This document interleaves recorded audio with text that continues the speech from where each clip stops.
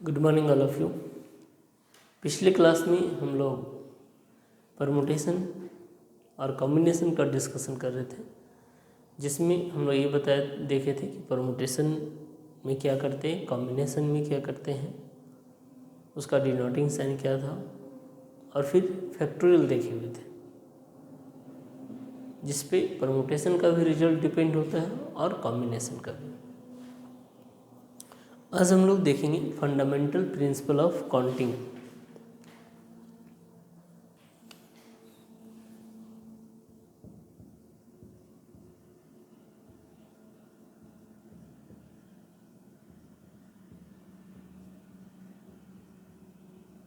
Fundamental principle of counting.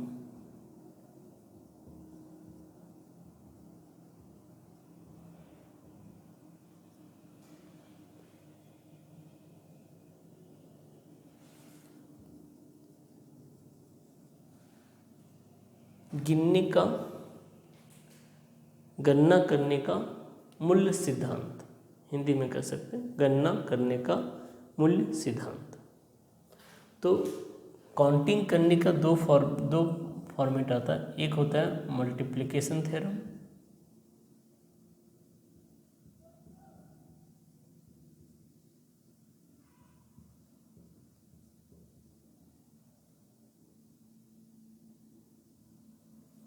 एक होता है मल्टीप्लिकेशन थ्योरम, या तो फिर ये कह सकते हैं multiplication rule.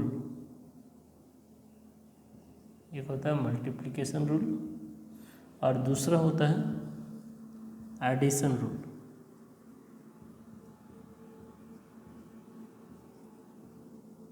Fundamental principle of counting का दो रूल होता है, एक मल्टीप्लिकेशन रूल और दूसरा होता है एडिशन रूल।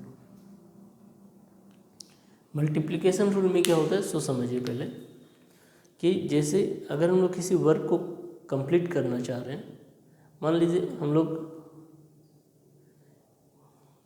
किसी को हाय बोलना चाह रहे हैं, तो हाय हम लोग लेफ्ट हैंड से भी बोल सकते हैं और राइट हैंड से भी बोल सकते हैं। ठीक है, लेफ्ट हैंड से भी बोल सकते हैं और राइट हैंड से भी बोल सकते हैं। तो हाई करने का जो तरीका हुआ वो किसी एक हैंड से भी हो सकता है, या तो लेफ्ट हैंड या तो राइट हैंड। तो उस केस में क्या हुआ कि एक हैंड दूसरे हैंड पे डिपेंड नहीं है। और जब वैसा फॉर्मेट आता है तो उस केस में होता है क्या, एडिशन रूल होता है। क्या लगता है, एडिशन रूल लगता है। तो हाँ, अगर कोई पूछे कि आप कितने तरीके से हाई कर सकते हैं, तो दो तरीके से, या तो लेफ्ट हैंड या तो राइट हैंड, दो तरीके से हम लोग हाई कर सकते हैं। लेकिन वही अगर हम लोग कोई बोले कि आप किसी बड़े व्यक्ति को हाथ जोड़ के प्रणाम करना चाह रहे हैं, हाथ जोड़ के प्रणाम करना चाह रहे हैं, तो उस केस में आपको दोनों हैंड की ज़रूरत पड़ेगी। उस समय आपको दोनों हैंड की ज़रूरत पड़ेगी। तो इस केस में आप जब प्रणाम करना चाह रहे हैं तो लेफ्ट हैंड डिपेंड रहेगा राइट हैंड पे और राइट हैंड डिपेंड रहेगा लेफ्ट हैंड पे। तो उस केस में क्या लगेगा, मल्टीप्लिकेशन रूल लगेगा। उस तरह के क्वेश्चन में मतलब इन केस ऑफ डिपेंडेंट, जब एक वर्क या फिर एक व्यक्ति किसी दूसरे व्यक्ति पे डिपेंड रहे, तो वो किस में चला जाएगा, मल्टीप्लिकेशन रूल में चला जाएगा। यानी काम कंप्लीट होने से पहले जब तक दोनों का साथ ना हो, तब तक दोनों का साथ नहीं होने तक काम कंप्लीट नहीं होता है, वर्क कंप्लीट नहीं होता है, तो वो किस में चला जाता है, मल्टीप्लिकेशन रूल में। और अगर किसी एक के होने से भी अगर वर्क कंप्लीट हो जाता है, तो वो किस में चला जाता है, एडिशन रूल में चला जाता है। ठीक है, addition rule that means in case of independent, multiplication rule that means in case of dependent. अगर एक टर्म दूसरे पे डिपेंड कर रहा है तो मल्टीप्लिकेशन रूल लगेगा, और अगर एक टर्म दूसरे पे डिपेंड नहीं कर रहा है तो उस समय एडिशन रूल लगेगा। तो यही है फंडामेंटल प्रिंसिपल ऑफ काउंटिंग, एक मल्टीप्लिकेशन रूल और एक है एडिशन रूल। तो हम लोग लिख सकते हैं मल्टीप्लिकेशन रूल के लिए फर्स्ट है क्या, multiplication rule.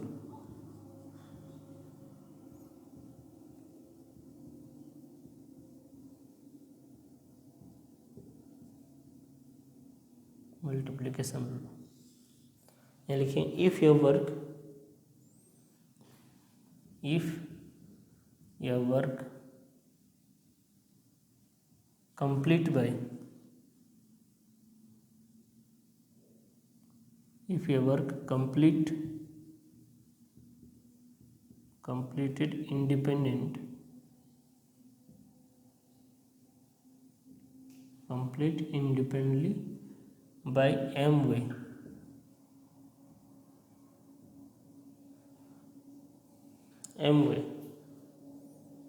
and second work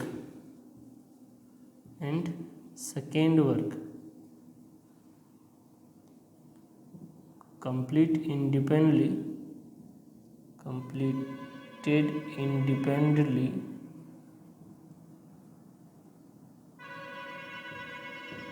by n way। अगर कोई एक काम इंडिपेंडेंटली कितने तरीके से कर सकता है, m तरीके से, वही सेकेंड काम इंडिपेंडेंटली कितने तरीके से कर सकता है, n तरीके से, then possible number of way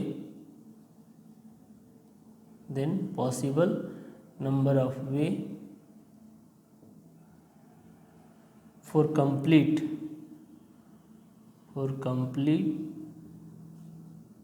both work, दोनों वर्क को कंप्लीट करने का पॉसिबल वे क्या होगा, m इंटू n। जैसे कि आप ये समझिए थोड़ा सा, जैसे एक शहर है हजारीबाग, एक शहर है पटना, और एक शहर है गया।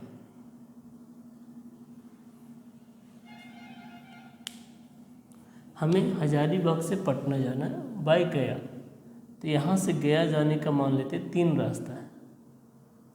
गया जाने का कितना रास्ता है, 3 रास्ता, और गया से पटना जाने का 2 रास्ता है।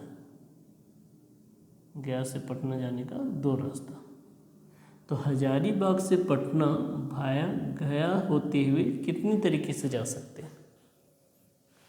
हजारीबाग से पटना भाया गया होते हुए कितने तरीके से जा सकते हैं। तो सबसे पहले तो हजारीबाग से गया जाना होगा, उसके लिए कितने तरीके हैं, 3। आप इधर से भी जा सकते हैं, ये रूट से भी जा सकते हैं, और डायरेक्ट भी जा सकते हैं। लेकिन फिर आपको गया से पटना जाने के लिए कितने ऑप्शन मिलेंगे, 2। ठीक है, तो आपका काम कब कंप्लीट हो रहा है, जब आप पटना पहुंच जा रहे हैं। आपका काम बीच में ही कंप्लीट नहीं हुआ। आपका काम कब कंप्लीट हो रहा है, जब आप हजारीबाग से कहाँ, पटना पहुंच जा रहे हैं। तब किस प्लेस से होते हुए, गया होते हुए, तो उसकी पॉसिबिलिटी कितनी हो गई, मतलब हम लोग 6 तरीके से पटना जा सकते हैं। हजारीबाग से पटना किसके थ्रू, गया होते हुए। जैसे क्या हुआ कि ये रास्ते के लिए आगे जाके 2 ऑप्शन खुला, ये रास्ते के लिए भी आगे जाके 2 ऑप्शन खुला, ये रास्ते के लिए भी आगे जाके 2 ऑप्शन खुला। तो यहाँ से लिख सकते हैं, ये मान लेते हैं फर्स्ट वे है, ये सेकेंड वे है, और ये थर्ड वे है। तो फर्स्ट वे के लिए भी 2 ऑप्शन, सेकेंड के लिए भी 2 ऑप्शन, और थर्ड के लिए भी 2 ऑप्शन। इसका मतलब टोटल वे हो गया कितना, इसका 2, इसका 2, इसका भी 2, यानी कि टोटल कितना हो गया, 6। यानी हम लोग 6 तरीके से हजारीबाग से पटना जा सकते थ्रू गया। और अगर डायरेक्ट बात करेंगे तो देखिए, हजारीबाग से गया जाने का 3 तरीका, और गया से पटना जाने का 2 तरीका। तो जब तक हम लोग हजारीबाग से पटना नहीं पहुँचते, तब तक हम लोग का वर्क कंप्लीट नहीं होता है, इसलिए टोटल वे कितना हो जाएगा 3 × 2 दैट मीन 6, जिसे हम लोग क्या कर सकते हैं, क्या लगा रहे हैं यहाँ पे, मल्टीप्लिकेशन रूल लग रहा है। क्या लग रहा है, मल्टीप्लिकेशन रूल।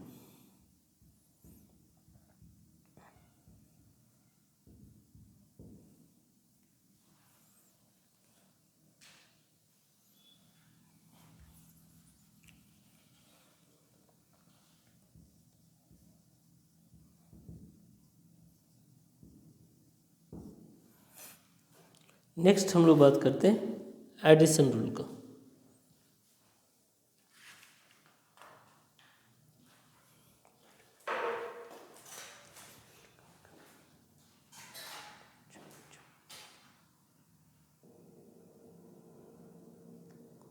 नेक्स्ट हम लोग को क्या देखना है, एडिशन रूल।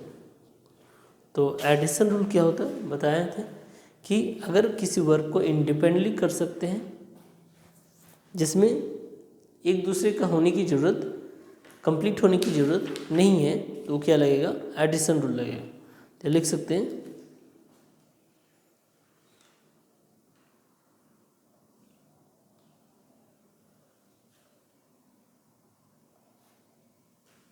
यहाँ लिख सकते हैं फॉर एडिशन रूल कि if a work is complete by m way, second work is complete by n way, और आगे कह रहे हैं कि if any of one work will be complete then work will be complete. Third काम जो है, पहला काम m तरीके से कर सकते हैं, दूसरा काम n तरीके से कर सकते हैं। यहाँ पे m × n क्यों लगा, क्योंकि दोनों काम कंप्लीट होने के बाद ही मेरा फाइनल वर्क क्या होगा, कंप्लीट होगा। दोनों वर्क कंप्लीट होने के बाद ही फाइनल वर्क कंप्लीट हो रहा था, इसलिए यहाँ पे क्या लग गया, m × n लग गया। लेकिन अगर ऐसा हो कि कोई भी एक काम कंप्लीट होने से मेरा काम कंप्लीट हो जाता है, तो उस केस में क्या लगेगा, एडिशन रूल लगेगा। उस केस में एडिशन रूल लगेगा। तो यहाँ लिख सकते हैं सेकेंड, दूसरा क्या होगा, addition rule.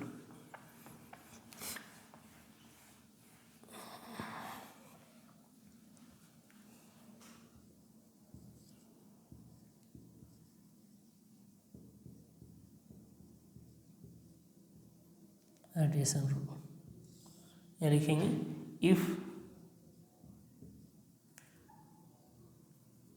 if number of way to complete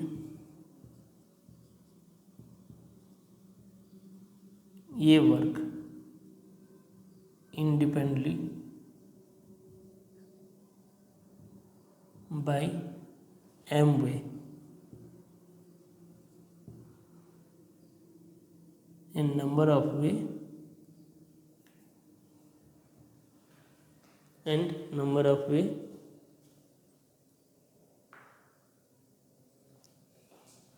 and number of way to complete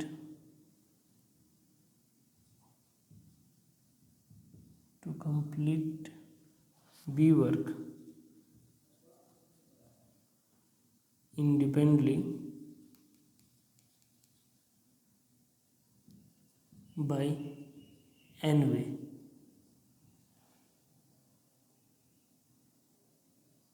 यहाँ लिख रहे हैं कि if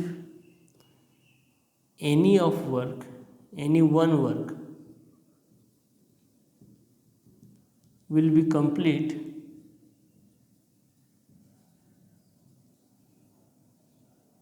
then final work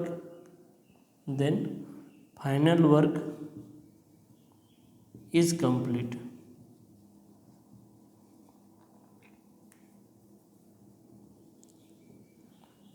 क्या लिख रहे हैं कि अगर कोई एक काम भी कंप्लीट होता है, तो उस केस में फाइनल वर्क क्या हो जाएगा, कंप्लीट हो जाएगा।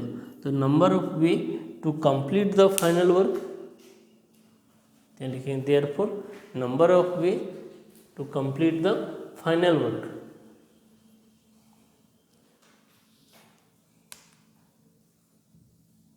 therefore number of way to complete the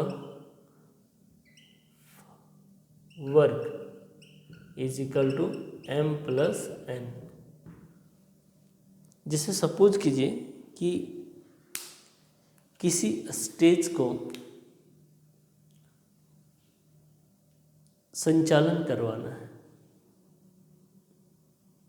या रिप्रेजेंटेशन करवाना है, जिसमें कहा जा रहा है कि या तो कोई एक लड़का भी उस मंच को ऑपरेट कर सकता है और या कोई एक लड़की भी मंच को ऑपरेट कर सकती है।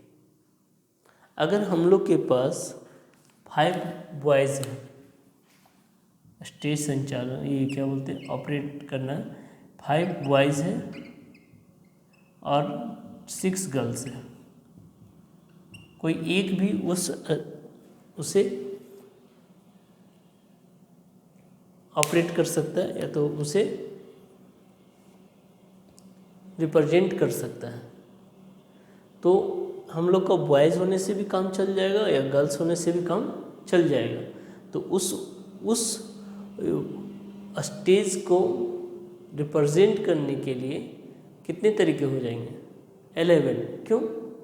क्योंकि बॉयज़ भी उस स्टेज को रिप्रेजेंट कर सकता है और गर्ल्स भी उस स्टेज को रिप्रेजेंट कर सकता है।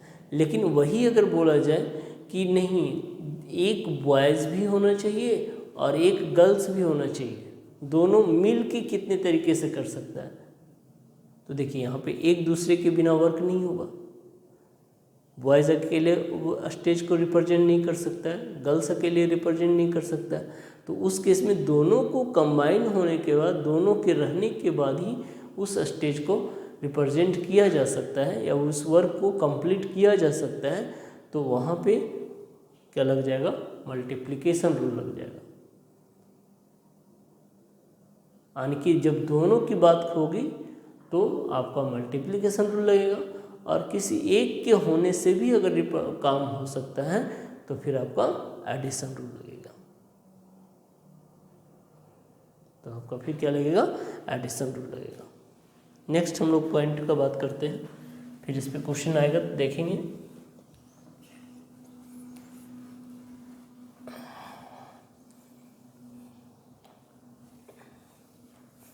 नेक्स्ट पॉइंट क्या है कि the number of permutation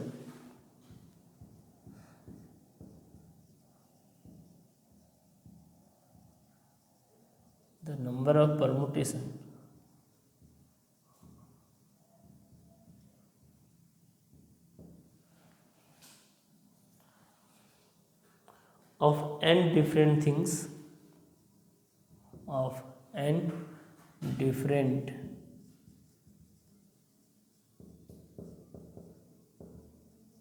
things taken R at a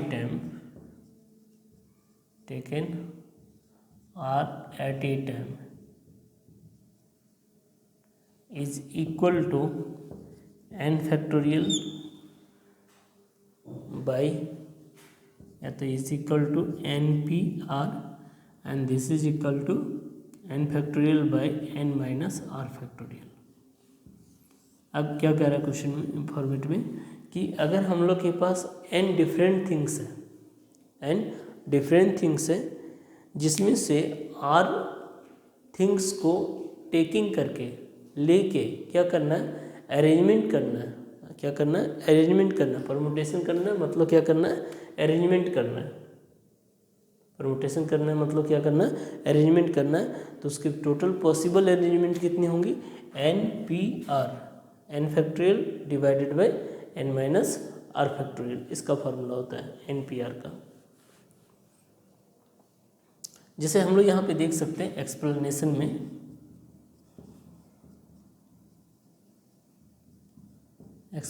में देख सकते हैं कि मान लीजिए हम लोग के पास टोटल ऑब्जेक्ट की संख्या कितनी थी? n ऑब्जेक्ट का। तो r ऑब्जेक्ट लेके अरेंज करना है। क्या करना है? r ऑब्जेक्ट लेके अरेंज करना है। तो देखो फर्स्ट ऑब्जेक्ट को सिलेक्ट फर्स्ट ऑब्जेक्ट को लेने का तरीका क्या होगा, n, क्योंकि n में से कोई एक ऑब्जेक्ट लिया जाएगा। कब? जब हम लोग पहला ऑब्जेक्ट, मान लीजिए आपके पास 5 सामान रखा हुआ है जिसमें से 3 लेके सजाना है, तो 3 लेके सजाना है तो आप तो 3 ही ना सब ऑब्जेक्ट उठाइएगा, और टोटल ऑब्जेक्ट कितने हैं, 5। तो यहाँ पे जब आप ऑब्जेक्ट रखिएगा तो उस समय आपके पास पॉसिबल कितने रहेंगे, 5। लेकिन जब यहाँ पे रखिएगा उस समय पॉसिबल ऑब्जेक्ट कितने रहेंगे, 4। और जब यहाँ पे रखिएगा उस समय पॉसिबल ऑब्जेक्ट कितने हो जाएंगे, 3। या फिर कोई भी प्लेस जब आप पहले पोजीशन पे रखिएगा, तीनों जगह खाली है, 3 ऑब्जेक्ट आपको रखने हैं, तो पहले पोजीशन पे जहाँ भी आप रखिएगा आपके पास उसके लिए उस समय आपको टोटल ऑब्जेक्ट मिलेंगे रखने के लिए, जिसमें से किसी एक ऑब्जेक्ट को आप क्या करेंगे, किसी एक प्लेस पे रखेंगे। नेक्स्ट जब दूसरे प्लेस पे किसी वस्तु को रखेंगे उस समय आपके पास कितने ऑब्जेक्ट मिलेंगे, 4 ऑब्जेक्ट मिलेंगे। एंड लास्ट प्लेस को फिल करने के लिए आपके पास कितने ऑब्जेक्ट रहेंगे, 3 ऑब्जेक्ट। तो इस प्लेस को फिल करने का 5, इस प्लेस को फिल करने का 4 और इस प्लेस को फिल करने का तरीका 3। तो टोटल कितना हो गया, 5 गुने 4 गुने 3। अब इसको हम लोग लिख सकते हैं, अगर यहाँ पे 3 फैक्टोरियल कर देते हैं और यहाँ बट्टा में भी 3 फैक्टोरियल कर देते हैं तो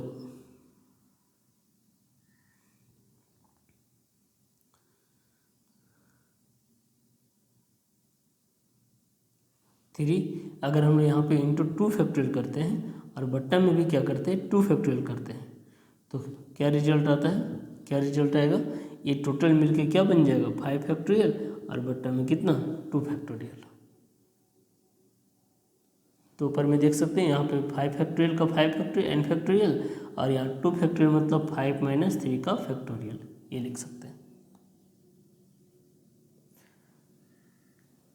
फिर से समझिए क्या बोल रहे हैं कि आपके पास टोटल 5 ऑब्जेक्ट है और 3 ऑब्जेक्ट लेके क्या करने, अरेंज करने, 3 ऑब्जेक्ट लेके अरेंज करने।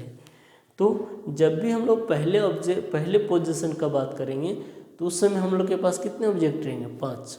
कोई भी प्लेस, या ये या तो फिर ये या तो फिर ये। अगर इस प्लेस को पहले मानते हैं तो इसके लिए 5 पॉसिबल हो जाएगा, इस प्लेस को सेकंड में मानते हैं तो इसके लिए 4 हो जाएगा, फिर इसके लिए 3 हो जाएगा, मतलब 5 × 4 × 3 हो जाएगा टोटल अरेंजमेंट। यानी कितना लिख सकते हैं, आंसर कितना बनेगा, 20 × 3, 60 तरीके से आप इसको क्या कर सकते हैं, कर सकते हैं, 60 तरीके से अरेंज कर सकते हैं। अब इसी चीज़ को अगर हम लोग इस फॉर्मूले में ले जाना चाहें तो हम लोग क्या करेंगे कि यहाँ पे 2 फैक्टोरियल से मल्टीप्लाई करेंगे और 2 फैक्टोरियल से डिवाइड करेंगे। तो 2 फैक्टोरियल से मल्टीप्लाई डिवाइड करने के बाद क्या हो जाएगा, 5 फैक्टोरियल बटा 2 फैक्टोरियल बन जाएगा। यानी क्या रिजल्ट आएगा, 5 फैक्टोरियल बटा 5 - 3 फैक्टोरियल। यानी इसको हम लोग लिख सकते हैं कितना, 5p3। क्या लिख सकते हैं, 5p3। वही बात हम लोग यहाँ पे एक्सप्लेनेशन में कर रहे हैं कि अगर NPR है तो पहले प्लेस को फिल करने का तरीका n, दूसरे को फिल करने का तरीका n-1, फिर तीसरे को फिल करने का तरीका n-2 और इस तरह से जो rth प्लेस को फिल करेंगे तो उसका तरीका क्या हो जाएगा, उसका तरीका हो जाएगा n-r+1। rth प्लेस को जो फिल करेंगे तो n-r+1। तो टोटल पॉसिबल वे कितना हो जाएगा, टोटल पॉसिबल वे हो जाएगा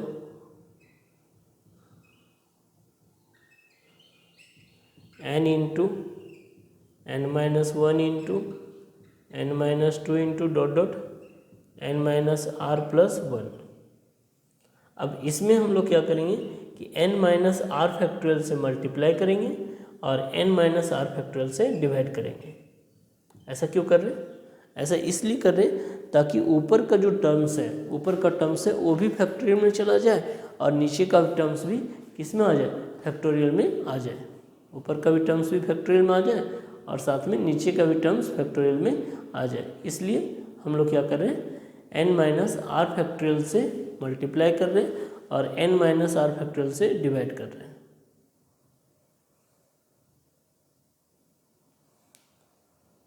तो देखिए क्या आ जाएगा यहाँ पे, जब हम लोग यहाँ पे n माइनस आर फैक्टोरियल से मल्टीप्लाई करेंगे, n माइनस आर फैक्टोरियल से मल्टीप्लाई करेंगे और डिवाइड करेंगे, तो आपको बताया था फैक्टोरियल नोटेशन में कि क्या होता है कि सर कहीं पे भी फैक्टोरियल आएगा वो सबसे पहले आ जाएगा, यानी यहाँ पे कितना हो जाएगा, यहाँ पे टोटल क्या हो जाएगा, n फैक्टोरियल हो जाएगा ऊपर में, टोटल कितना हो जाएगा n फैक्टोरियल, और नीचे कितना हो जाएगा n माइनस आर फैक्टोरियल, यानी दैट इज क्या कह सकते हैं एन पी आर, इसका फॉर्मूला बनेगा n फैक्टोरियल बट्टा n माइनस आर फैक्टोरियल। ये परम्यूटेशन का सिंपल फार्मूला हुआ n फैक्टोरियल बट्टा n माइनस आर फैक्टोरियल।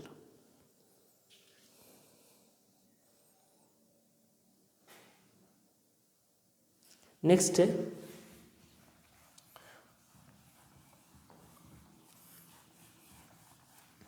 एक एग्जांपल देखते हैं, उसके बाद आगे बढ़ेंगे। जैसे मान लेते हैं क्वेश्चन कह रहा है कि how many possible arrangement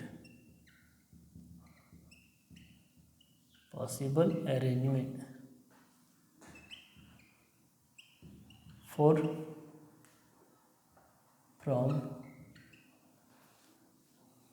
from Sunday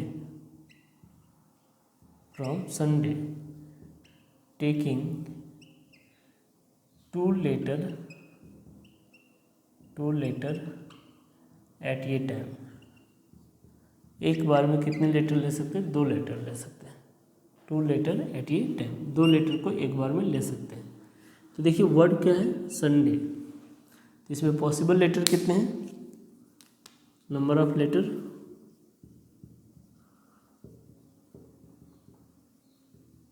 6, कितने लेके अरेंज करने, नंबर ऑफ टेकिंग लेटर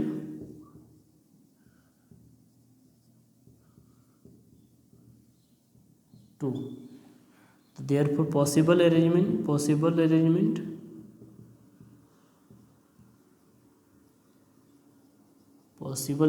क्या हो जाएगा, 6 फैक्टोरियल 6p2 क्या हो जाएगा, 6p2 यानी 6 फैक्टोरियल बाई 4 फैक्टोरियल, तो 6 into 5 into 4 factorial by 4 factorial, ये कटेगा, यानी टोटल 30 तरीके से हम लोग क्या कर सकते हैं, उसे अरेंज कर सकते हैं। तो आज के लिए हम लोग यहीं तक रखते हैं। नेक्स्ट क्लास में इससे रिलेटेड कुछ और फॉर्मूले पढ़ेंगे और फिर एक्सरसाइज स्टार्ट करेंगे। Thank you.